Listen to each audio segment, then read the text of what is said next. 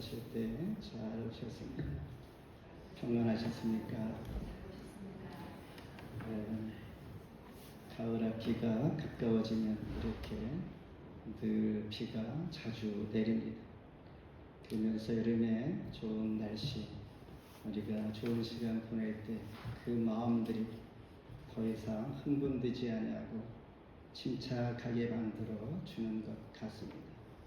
이제 서서히 준비하면서 학교로 돌아갈 시간, 또한 원래 있던 자리로 복귀하게 하시는 그 마음들이 오늘 이 날씨와 상황 가운데 일단 말씀을 들으면서 잘 정리가 되는 시간 되기를 바랍니다.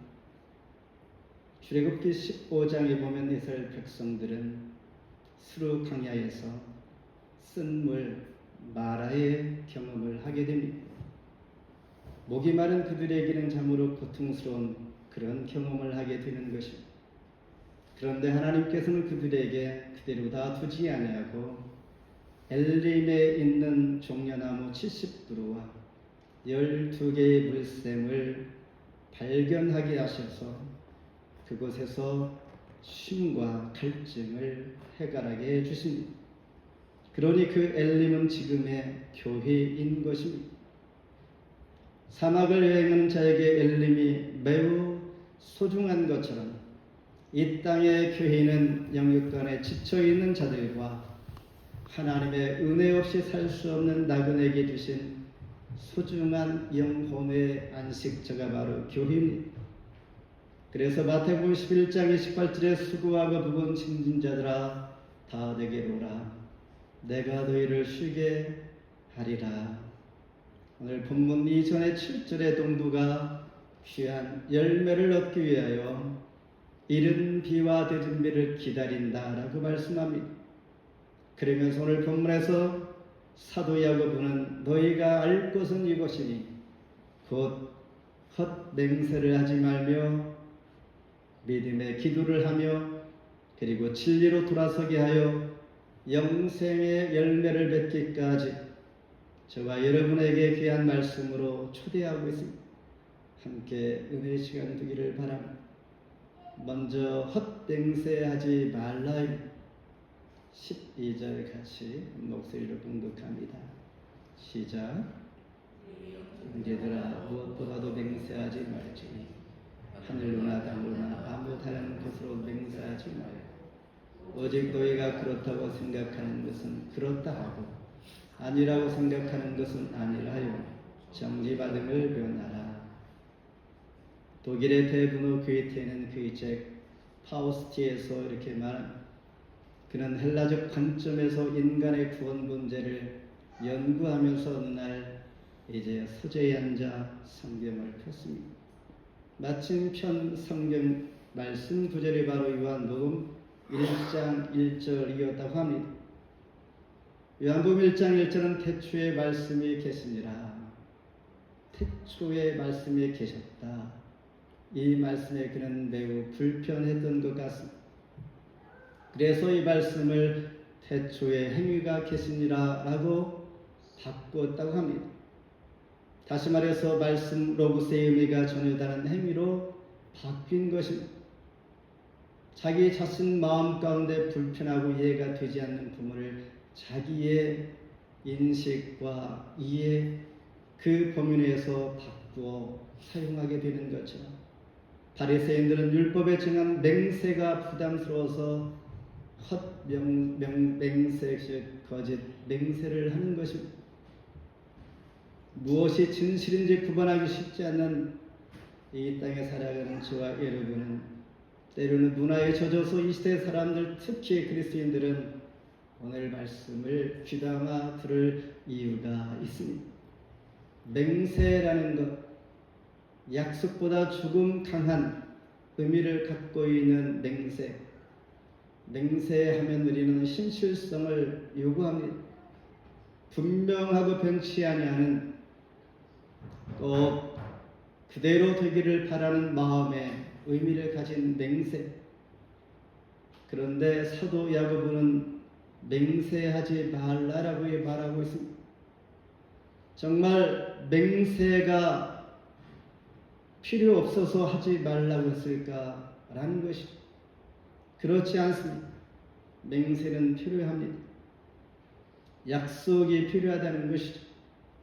세례 받을 때도 약속을 합니다. 매일 성경을 묵상하며 기도하며 주일 성수하는 것을 서약합니까? 예라고 약속을 합니다. 그런데 때로는 우리는 하나님 앞에 참 거짓도 많이 하죠.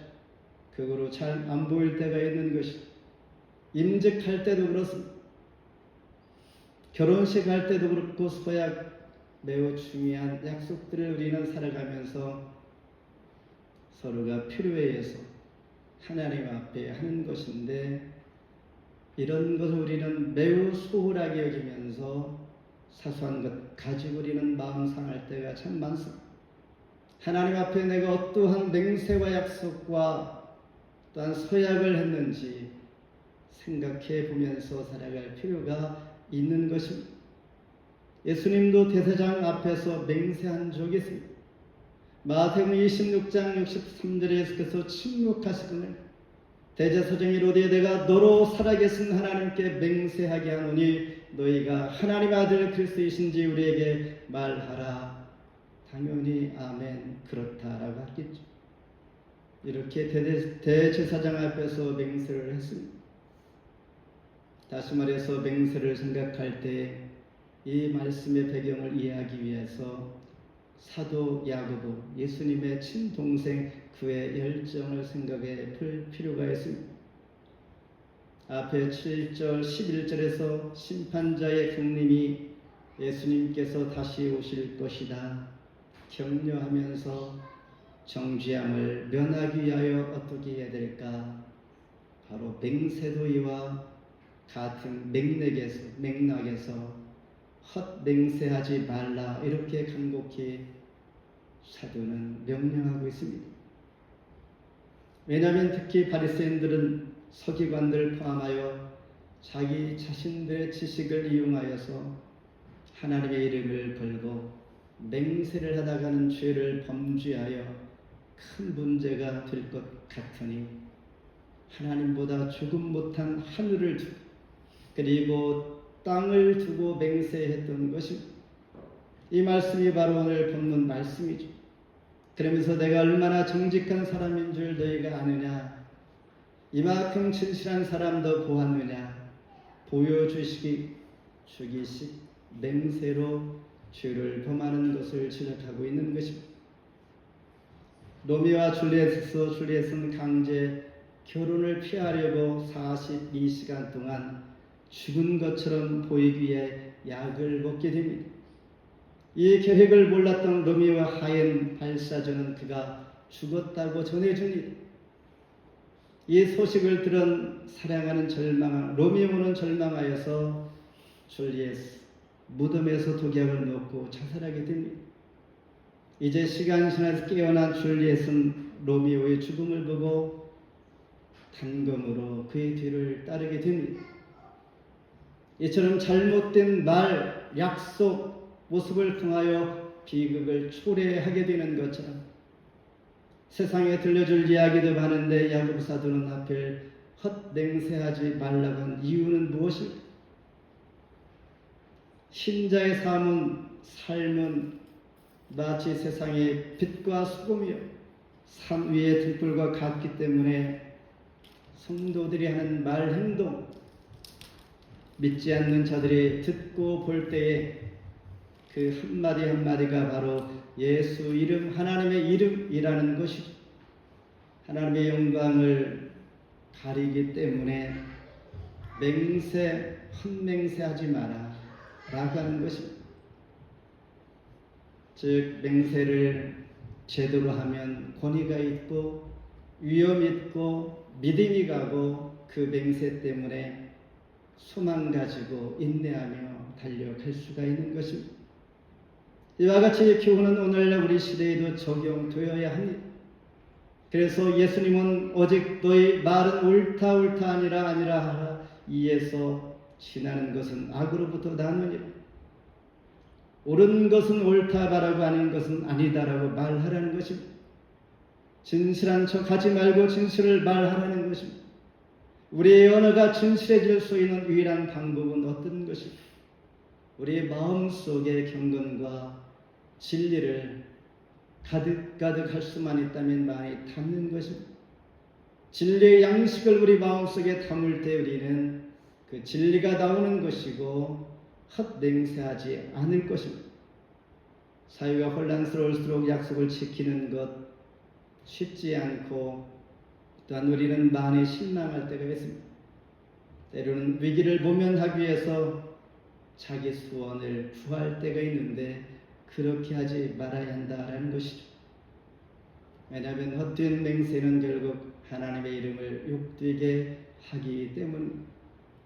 이 시간 말씀을 들으면서도 우리는 하나님 앞에 스스로가 하나님께 고백하며 나 자신을 돌아볼 수 있는 계기가 되어야 합니다. 두 번째는 믿음의 기도를 하라 그랬습니다. 믿음의 기도는 병든 자를 구원하리니 주께서 그를 일으키시리라. 혹시 죄를 범했을지라도 사하심을 받으리라. 오늘 말씀을 기록한 사도 야고보는 로마 제국 각지에 흩어져 있는 12지파에게 이 말은 흩어져 있는 하나님의 백성들에게 그들이 세상 어느 곳에서 살고 있는지는 모르겠지만은 믿음 가지고 살아가면서 핍박이나 때로는 사람에게 질병 가운데 어려움을 당할 수 있다는 것을 알기에 그럴 때마다 하나님 앞에 기도하라 이렇게 교훈해 주고 있습니다. 사실 기도 없이 되는 일이 하나도 없다는 것을 기억하시길 바랍니다. 생각보다 많은 그리스도인들은 고난 중 기도해야 함에도 불구하고 기도할 생각을 못하고 힘들어 한다라는 것입니다. 야고보는 고난당하는 사람에게 믿음의 기도를 하라고 권면합니다.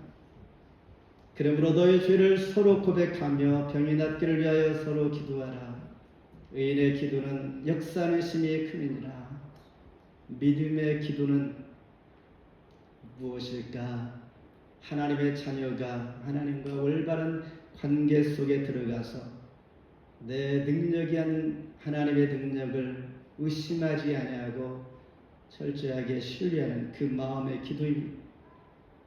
그 기도하면서 하나님께서 나를 반드시 일으키시고 치유하실 수 있을 것을 믿으면서 나도 낫지 않아도 하나님께서 주관해 주실 것을 믿는 온전한 신뢰의 태도가 바로 믿음의 기도인 것입니다.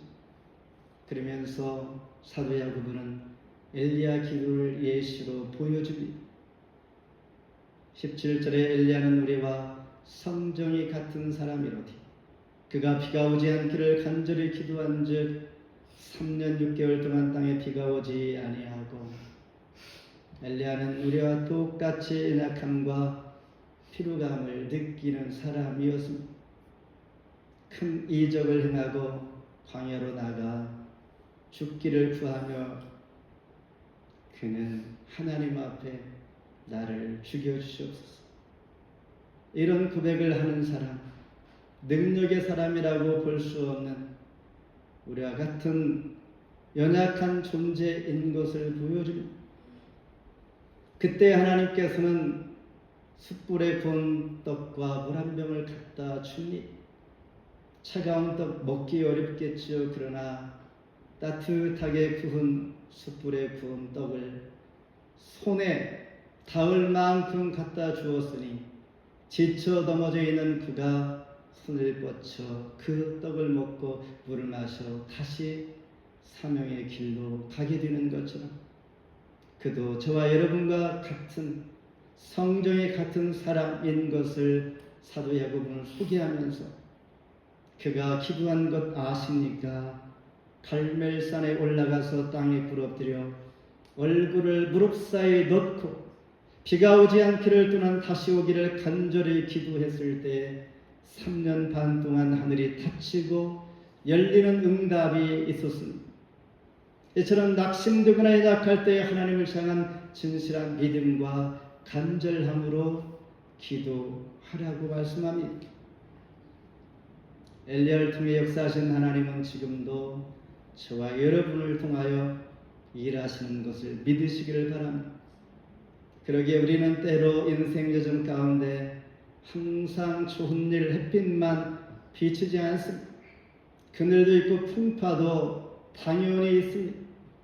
있을 것이라고 믿어 의심치 않고 또한 그대로 인정하면서 바로 문제는 이런 상황에서 우리가 어떻게 처신하는가라는 것입니다.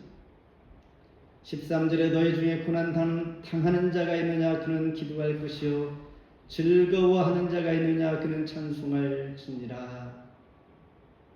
우리 각자의 느끼는 고난의 정도는 다를 수 있습니다. 그러나 문제는 고난을 대하는 태도가 중요하다는 것을 가르쳐줍니다.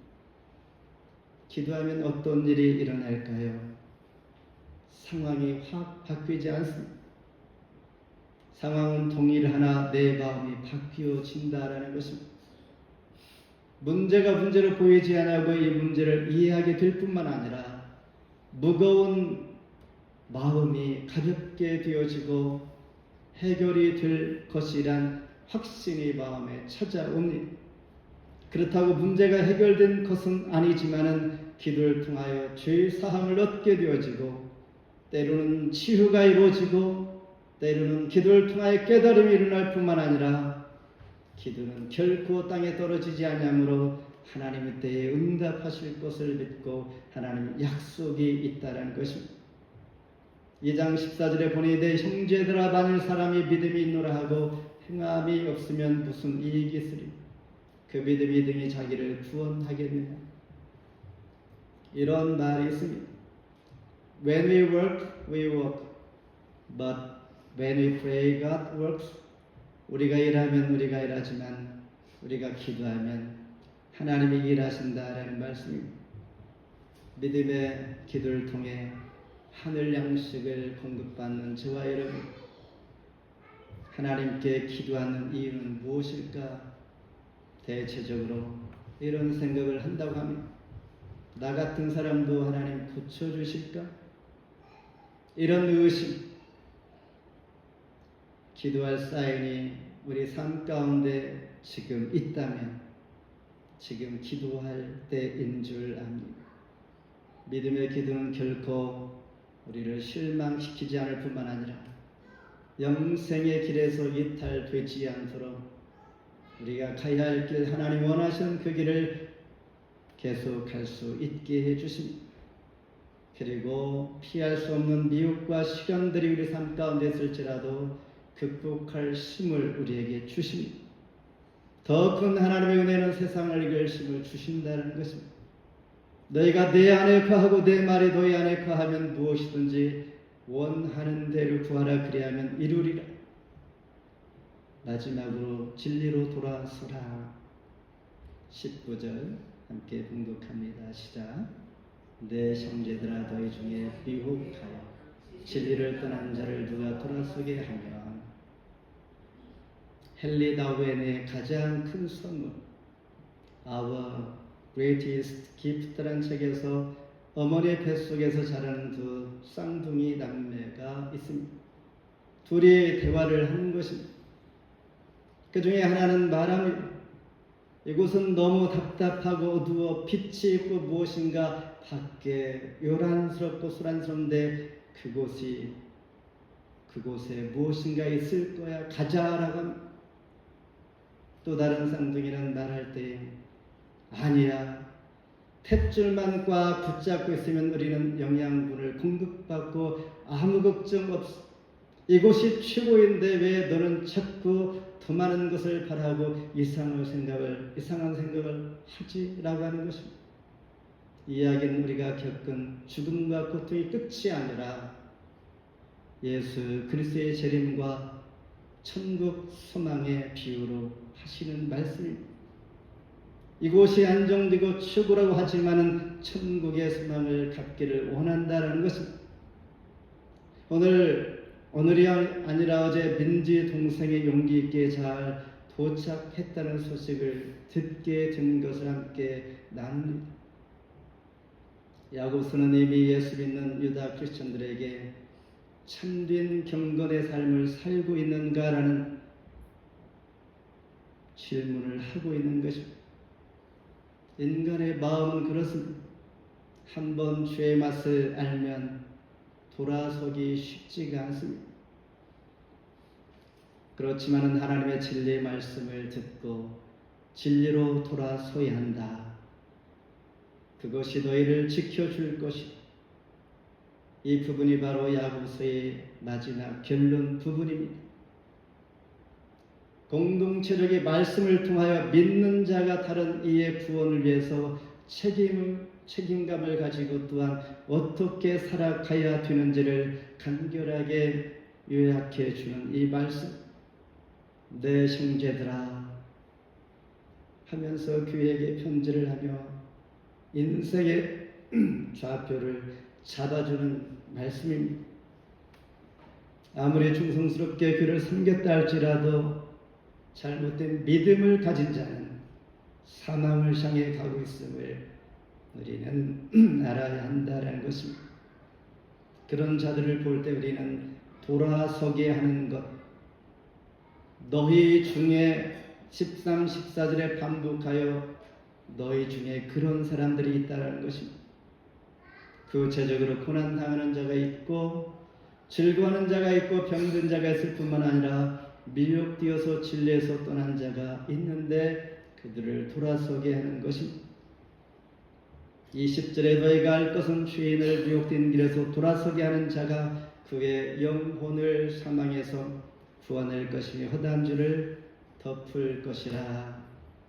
미혹이란 말은 영어로 planet, 즉 유성입니다. 유성처럼 죄의 길에서 벗어난 상태를 말하는데 반복하여 언급하고 있는 것은 바로 이런 이들을 돌아서게 해서 영혼이 구원을 얻게 하라, 이런 말씀입니다. 이렇게 야고보는 시종일관 믿음의 행위를 강조하는데, 믿음의 행위는 믿음의 삶으로 증명하라, 행함으로 증명하라. 그렇지 못하면 가짜다라는 것이죠. 미혹된 자 주께 진리 가운데 돌아서게 하는 이 일들을 부름받은 자들이 해야 하는 것이 우리의 책임이다라고 하면서, 그렇지 못하면 우리의 믿음은 가짜입니다. 영적으로 어두운 시대에 무엇보다 진리에 대한 확신과 말씀 위에 우리가 굳게 서야 합니다. 진노의 자리에 서 있는 자들을 구원의 자리로 돌이키게 하는 것, 교회에 마땅한 행할 바라 말씀하면서 말씀을 이렇게 맺습니다. 그대 자신을 믿어보십시오. 그대는 실망할 때가 있을 것입니다. 그대 친구를 믿어보시기를 바랍니다. 언젠가는 그가 세상을 떠날 수 있을 것이요, 언젠간 그가 나와 헤어질 때가 있을 수 있습니다. 그대 명성을 얻어 보시기를 바랍니다. 어느 순간에 회방하는 수가 그것을 뒤집을 수 있습니다. 그러나 예수를 믿어 보시기를 바랍니다. 그분은 현세와 대세에 후회함이 없을 것입니다. 사도 야고보는 도덕적 에세이를 통하여 너희가 알 것은 주님이 다시 오실 때까지 길이 참고 인내하며 잘못된 맹세를 하지 말고 믿음의 기도를 할 뿐만 아니라 우리에게 주어진 임무, 미혹된 자들 주께로 돌아올 수 있도록 우리에게 숙제를 주고 있는 것입니다. 영혼을 진리로 돌아오게 하는 자는 주님의 심장을 가진 자예요. 지금 내 자신이 주의 말씀으로 돌아설 때라면 우리는 하나님의 복을 받은 줄 믿습니다. 지혜 있는 자는 궁창의 빛과 같이 빛날 것입니다. 많은 사람을 옳은 대로 돌아오게 하는 자는 별과 같이 영원토록 빛나게 하시리라. 아멘.